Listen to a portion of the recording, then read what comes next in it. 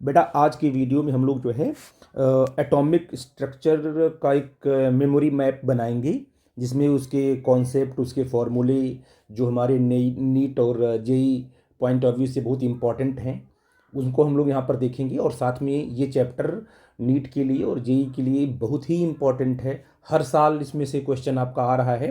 तो पहले इसका हम लोग मेमोरी मैप देखते हैं, फॉर्मूले का कॉन्सेप्ट बनाते हैं, ठीक है ना।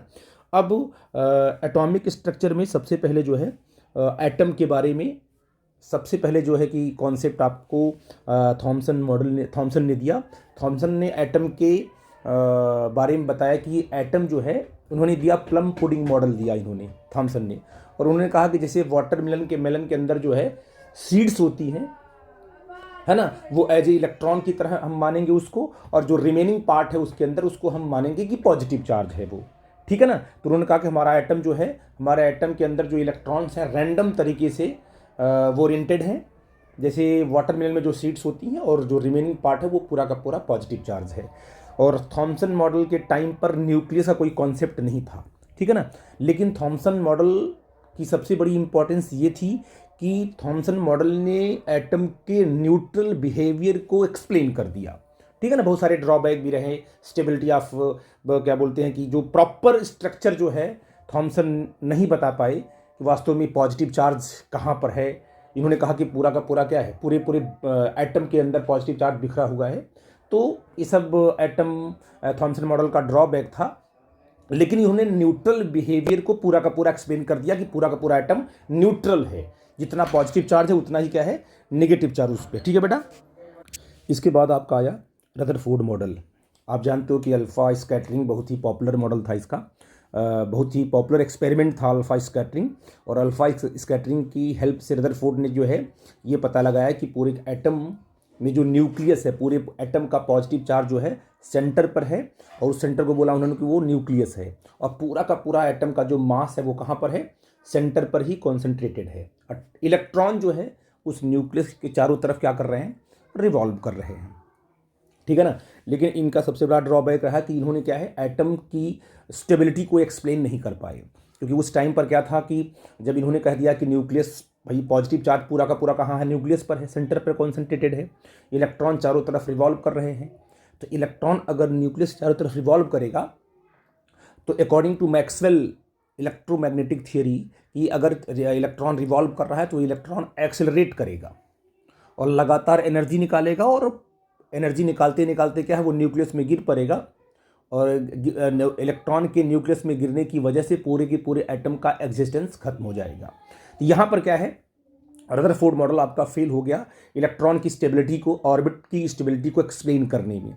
और वो जो है कि हाइड्रोजन स्पेक्ट्रा को भी वो एक्सप्लेन नहीं कर पाया। तो पूरा का पूरा क्या है कि हाँ, सबसे बड़ी इसकी इंपॉर्टेंस ये थी कि इन्होंने न्यूक्लियस की पोजीशन को एक्सप्लेन कर दिया, और ये कह दिया कि एटम के अंदर क्या है, न्यूक्लियस है, जहां की पूरे के पूरे एटम का मास और चार्ज एग्जिस्ट कर रहा है, ठीक है बेटा जी। तो इन्होंने न्यूक्लियस डिस्कवर की, बट पूरे के पूरे एटॉमिक स्ट्रक्चर को एक्सप्लेन नहीं कर पाए। इसके बाद जो है लास्ट में जो आपका आया वो बोहर मॉडल आया। तो बोर का मॉडल बहुत ही इंपॉर्टेंट था, और बोर के मॉडल से जो है कि एटम की जो एटम के बारे में पूरी की पूरी जानकारी मिली, पूरा का पूरा पिक्चर क्लियर हो गया एटॉमिक स्ट्रक्चर का। तो इन्होंने क्या किया, थ्री पॉस्टुलेट दिए अपने, और तीनों पॉस्टुलेट से हम लोग एटम की जितनी भी उसके अंदर जो प्रॉपर्टीज़ हैं, एटम कैसे बना है, इलेक्ट्रॉन ऑर्बिट में किस तरीके से रिवॉल्व कर रहा है, सब कुछ हम लोग एक्सप्लेन कर लेंगे, ठीक है बेटा जी। पहले पॉस्टुलेट का जो इक्वेशन क्या था, एम वी एन, एन का मतलब nth orbit, m v square is equal to k Z e square upon r n. मतलब अगर आप ये मान लीजिए कि न्यूक्लियस जो है, अगर न्यूक्लियस एटम के सेंटर पे है और उसके चारों तरफ क्या है, इलेक्ट्रॉन सर्कुलर ऑर्बिट में अगर रिवॉल्व कर रहा है, तो इलेक्ट्रॉन पर लगने वाला इलेक्ट्रोस्टैटिक फोर्स इनवर्ड डायरेक्शन में और सेंट्रीफ्यूगल फोर्स आउटवर्ड में अगर लेते हैं, तो दोनों को इक्वेट कर देंगे, और इक्वेट करने के बाद आपका ये रिजल्ट आएगा। इसको बोलते हैं फर्स्ट पॉस्टुलेट। मतलब फर्स्ट पॉस्टुलेट ये कहता है कि इलेक्ट्रॉन जो है न्यूक्लियस चारों तरफ एक सर्कुलर ऑर्बिट में रिवॉल्व कर रहा है, ठीक है बेटा जी। आपका ये सेकेंड पॉस्टुलेट क्या है, बहुत ही इंपॉर्टेंट है, कई बार इस पर क्वेश्चन आए हुए हैं बेटा जी।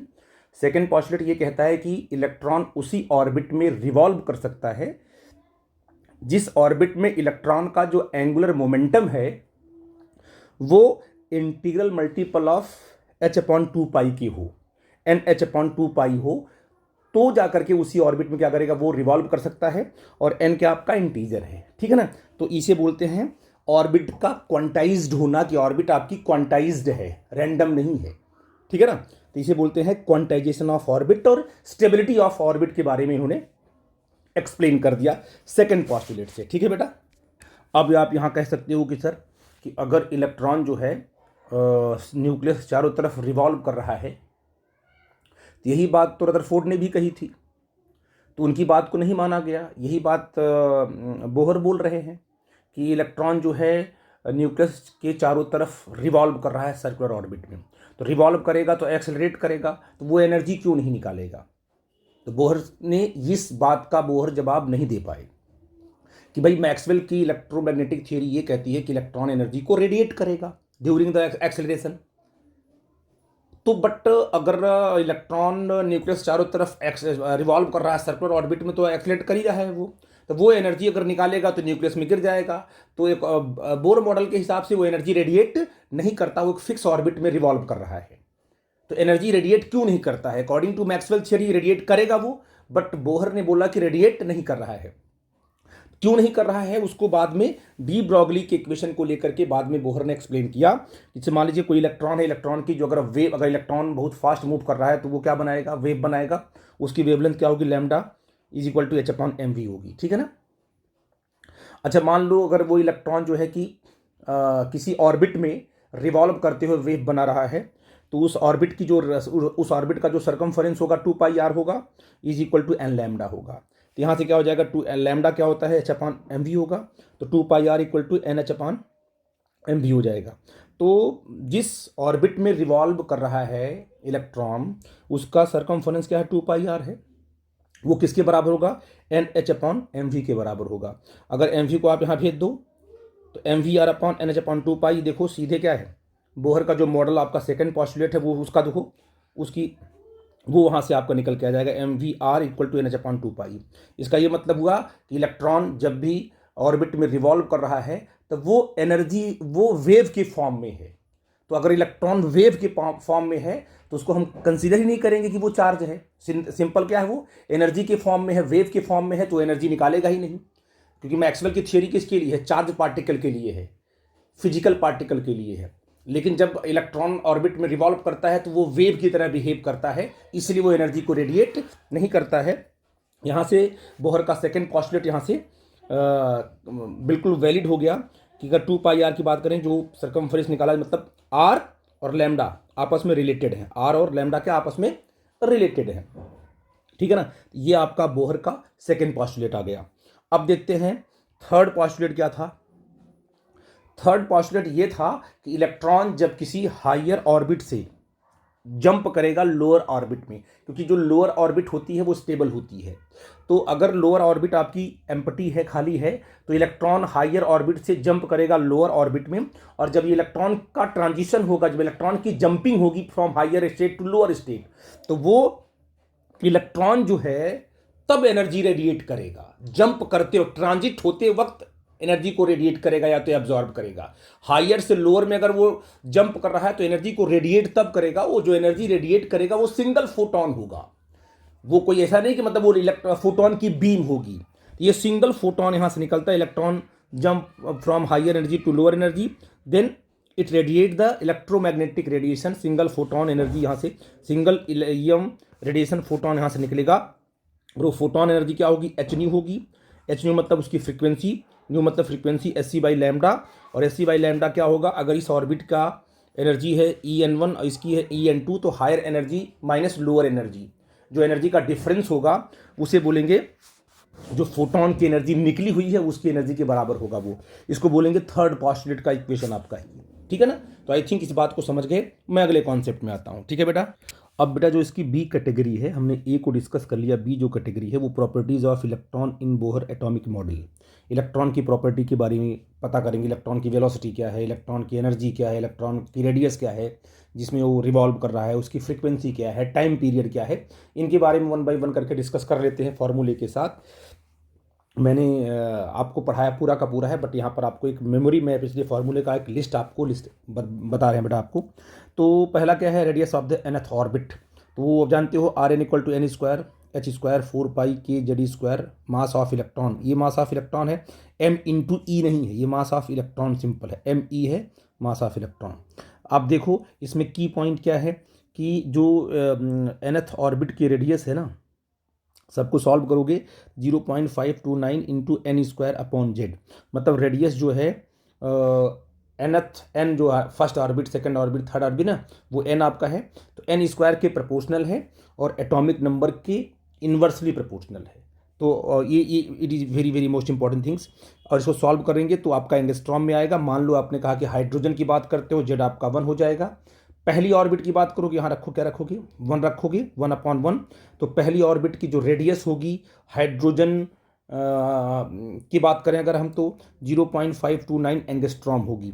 सेकेंड ऑर्बिट की बात करेंगे, थर्ड ऑर्बिट की बात करेंगे, तो वहाँ पर एन के प्लेस पर 1 2 3 4 5 रखते जाएंगे और आपको फर्स्ट सेकेंड थर्ड फोर्थ जितनी भी ऑर्बिट्स हैं सबकी रेडियस आपको मिलती जाएगी। वैसे velocity of the electron in nth orbit क्या होगा, ये फॉर्मूला बनेगा। और ये क्या होता है 2.18 into 10⁻6 into Z upon N.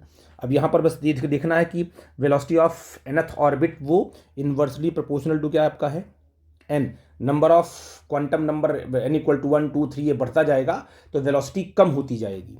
और जेड क्या है आपका, एटॉमिक नंबर है, पता आपको है, वो डिपेंड करेगा आपके एटम कैसा आपका। हाइड्रोजन लोगे तो 1 हो जाएगा आपका, और फर्स्ट ऑर्बिट करोगे तो यहाँ 1 हो जाएगा, 1/1 हो जाएगा ये, यानी 2.18 इंटू 10⁻6 मीटर पर सेकेंड। यानी हाइड्रोजन अगर एटम है उसकी पहली ऑर्बिट है, उसमें इलेक्ट्रॉन की स्पीड क्या होगी, 2 इंटू 2.18 इंटू पावर 6 मीटर पर सेकेंड होगी। ठीक है बेटा जी।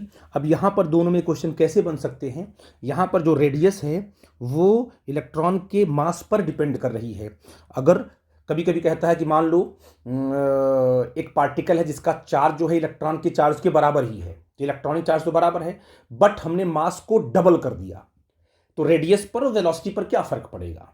तो आपने अगर मास को यहां पर डबल कर दिया तो रेडियस हाफ हो जाएगी पहले की, यहां पर डबल करोगे, है ना, यहां पर तो पूरी की पूरी क्या रेडियस हो जाएगी, पहले की हाफ हो जाएगी।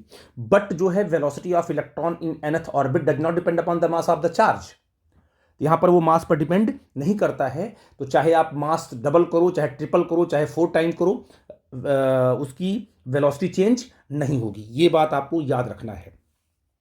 तो साथ में क्या है कि यहाँ पर एंगुलर जो फ्रीक्वेंसी होती है इलेक्ट्रॉन की जब रिवॉल्व करेगा तो Z square upon N cube की होगी प्रोपोर्शनल, इसको आपको याद रखना है। और वैसे आपका ये एंगुलर फ्रीक्वेंसी आपकी लीनियर फ्रीक्वेंसी है इलेक्ट्रॉन की। और अगर हम बात करेंगे time period in nth orbit of n electron, तो n cube upon Z square, n के क्यूब के प्रोपोर्शनल है, जेड स्क्वायर रेसिप्रोकल से चलेगा। अच्छा, बोहर मैग्नेट्रॉन क्या होता है, और ई एच अपॉन 4πm, ये आपका डाइपोल मोमेंट है। पहली ऑर्बिट, फर्स्ट ऑर्बिट में जब इलेक्ट्रॉन रिवॉल्व करेगा तो वहाँ पर जो मैग्नेटिक डाइपोल मोमेंट होगा वो ई एच अपॉन 4πm होगा। ये इसे बोलते हैं बोर मैग्नेट्रॉन बोलते हैं, ठीक है ना, ये सबसे छोटा डाइपोल मानते हैं इसको, डाइपोल मोमेंट, ठीक है ना। ऐसे डाइपोल मोमेंट के जो फॉर्मूले हैं अलग अलग ऑर्बिट के लिए मैंने डिराइव कर रखे, उसको आप लोग देख लेना।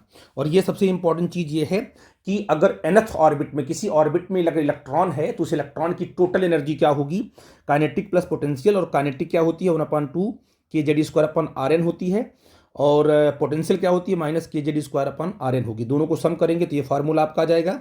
इसको सॉल्व करने के बाद मेन फार्मूला ये बनता है, और पूरा हम सॉल्व कर देते हैं तो आपका क्या आता है, nth ऑर्बिट में इलेक्ट्रॉन की जो टोटल एनर्जी होती है -13.6 Z square upon N square electron volt में आएगी। इसको आप लोग याद रखना।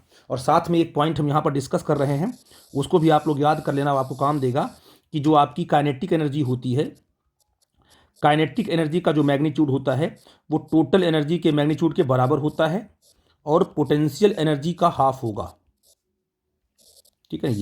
ये भी बड़ा इंपॉर्टेंट रिलेशन है कि kinetic energy total energy magnitude by क्या होती है, इक्वल होती है, और पोटेंशियल एनर्जी की हाफ होती है।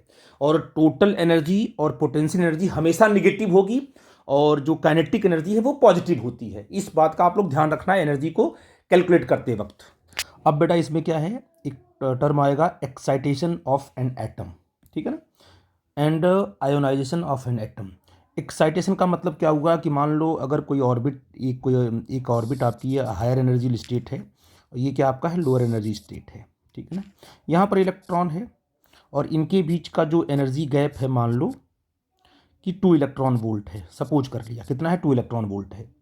तो अब इस इलेक्ट्रॉन को एक्साइट करना है n=1 से n=2 में जाने के लिए। तो ये इलेक्ट्रॉन n=1 से n=2 में तभी जा पाएगा जब आप बाहर से क्या करोगे, एक फोटोन एनर्जी क्या करोगे, इसको फोटोन एनर्जी इसको प्रोवाइड करोगे इलेक्ट्रॉन को। और कितनी एनर्जी होनी चाहिए, एग्जैक्ट 2 इलेक्ट्रॉन वोल्ट के बराबर एनर्जी होगी, तब वो तभी क्या करेगा, वो एक्साइट होगा, अदरवाइज होगा ही नहीं। क्या इस इलेक्ट्रॉन को अगर आपने 3 इलेक्ट्रॉन वोल्ट की एनर्जी दी तो क्या ये इलेक्ट्रॉन n=1 से 2 में जाएगा, नहीं जाएगा। क्या आपने इसको 1.5 इलेक्ट्रॉन वोल्ट की एनर्जी दी, फोटोन जो आ रहा है, जो फोटोन यहाँ से इस पर गिर रहा है, उस फोटोन की एनर्जी क्या है, 1.5 इलेक्ट्रॉन वोल्ट है, तो ये इलेक्ट्रॉन एक्साइट नहीं होगा। ये इलेक्ट्रॉन तभी एक्साइट होगा जब आने वाले फोटोन की एनर्जी एग्जैक्ट दोनों ऑर्बिट के एनर्जी गैप के एग्जैक्ट बराबर होगी, तभी वो क्या करेगा, और ट्रांसफ़र होगा, अदरवाइज नहीं होगा। तो जब इलेक्ट्रॉन जो है किसी लोअर ऑर्बिट से हायर ऑर्बिट में जाता है, एनर्जी लेकर के, फोटोन आएगा, एनर्जी देगा, लेकर वो हायर में जाएगा, तो उसे बोलेंगे वो एक्साइट हो गया, ठीक है बेटा जी। तो मैंने लिखा है कि transition from lower to higher orbit को बोलते हैं एक्साइटेशन, ठीक है ना। अब हम बात करेंगे आयोनाइजेशन की, मतलब एटम का आयोनाइज हो जाना। इसकी मीनिंग क्या होगा कि अगर आपने एटम को बाहर से एनर्जी प्रोवाइड की, ठीक है ना, और इतनी एनर्जी प्रोवाइड कर दी कि इलेक्ट्रॉन जो है पूरे एटम को ही छोड़ के चला गया, n= चला गया इन्फिनिटी में, इट मीन्स कि पूरा का पूरा आपका एटम क्या हो गया, आयोनाइज हो गया, वो आयन बन गया। तो that energy is known as ionization energy. I think मेरी बात आप समझ गए कि transition from any orbit to n= infinity, उसको बोलेंगे आयोनाइजेशन एनर्जी, ठीक है बेटा जी। आई थिंक मेरी बात आप समझ गए। अब इसकी जो डी कैटेगरी है बड़ी इंपॉर्टेंट है, खूब क्वेश्चन आए हुए हैं बेटा इस पर, देखो किस पर आए हैं। इसको बोलते हैं वेव नंबर, वेवलेंथ का रेसिप्रोकल है, इसको बोलते हैं वेव नंबर। 1/λ=r/z² ब्रैकेट में 1/ni² - 1/nf²। ni क्या है, इनिशियल स्टेट है, और nf क्या है, आपका फाइनल स्टेट है, ठीक है बेटा जी। ये क्या है, वेवलेंथ और फ्रीक्वेंसी की कैलकुलेशन के लिए है। अगर वेवलेंथ का कैलकुलेशन करना हो तो क्या करोगे, 1/λ=r/z²। आर क्या आपका रीडबर्ग कांस्टेंट है, जेड आपका एटॉमिक नंबर है। जैसे मान लो ये आपका इनिशियल हायर स्टेट है, आपका एनर्जी स्टेट आपका ni है, ये आपका लोअर एनर्जी स्टेट, इसको बोलते हैं फाइनल। nf का मतलब final energy state. Higher energy state से इलेक्ट्रॉन जंप किया कहाँ पर, फाइनल एनर्जी स्टेट में, nf में, तो उसमें से फोटोन बाहर निकलेगा। ये जो फोटोन बाहर निकल रहा है, इस फोटोन के पास एनर्जी होगी, फ्रीक्वेंसी होगी, वेवलेंथ होगी। तो अगर इस फोटोन की वेवलेंथ का कैलकुलेशन आप कर लो तो आपने फ्रीक्वेंसी का कर लिया कैलकुलेशन, फिर आपने वहाँ से एनर्जी का कर लिया कैलकुलेशन। तो हम जो एमिटेड फोटोन है उसकी एनर्जी का कैलकुलेशन बड़ी आसानी से कर सकते हैं। किस फार्मूले से, इस फार्मूले से 1/λ, lambda is what, wavelength of the emitted photon, कहाँ से, ni से nf में जब इलेक्ट्रॉन जंप करेगा। r/z², 1/ni², ni क्या है, इनिशियल एनर्जी स्टेट है जहां से इलेक्ट्रॉन को जंप करना है, -1/nf², मतलब जहां पे इलेक्ट्रॉन को जहां पे करना, मतलब फाइनल एनर्जी स्टेट आपका nf है। इस फार्मूले से हम लैम्डा निकाल लेंगे, लैम्डा आ जाएगा तो आपकी वेवलेंथ आ गई। वेवलेंथ अगर मिल गया आपको तो वहाँ से एनर्जी मिल गई, फ्रीक्वेंसी मिल गई, सारा कैलकुलेशन हम कर सकते हैं। आर की वैल्यू क्या होती है, 10976,800 पर मीटर, या तो आर अप्रॉक्सीमेटली 10⁻7 पर मीटर लिया जाता है, ठीक है बेटा जी। आई थिंक इस कॉन्सेप्ट आपको क्लियर हो गया। अब अगले कॉन्सेप्ट में आते हैं जो इसकी ई कैटेगरी है, बहुत ही इंपॉर्टेंट है। कि जैसे मान लीजिए इसमें कई सारे ऑर्बिट्स हैं यहाँ पर, अब इलेक्ट्रॉन मान लो यहाँ पर था, ये इलेक्ट्रॉन यहाँ से एक्साइट होकर के एनर्जी लिया, मान लो फोटोन आप इस पर गिराए इस इलेक्ट्रॉन पर, ये एक्साइट होकर कहाँ चला गया, मान लो ये n=n स्टेट में आ गया, कोई n स्टेट में आ गया वो, और ये n=1 स्टेट है, चला गया n स्टेट में। अब जब ये इलेक्ट्रॉन नीचे की तरफ, क्योंकि अंदर क्या है नीचे, अब ये इलेक्ट्रॉन जो यहाँ पर ना हायर एनर्जी स्टेट में 10⁻⁻8 सेकेंड तक ठहरता है, रुकता है, बहुत ही कम टाइम है ये, ठीक है ना।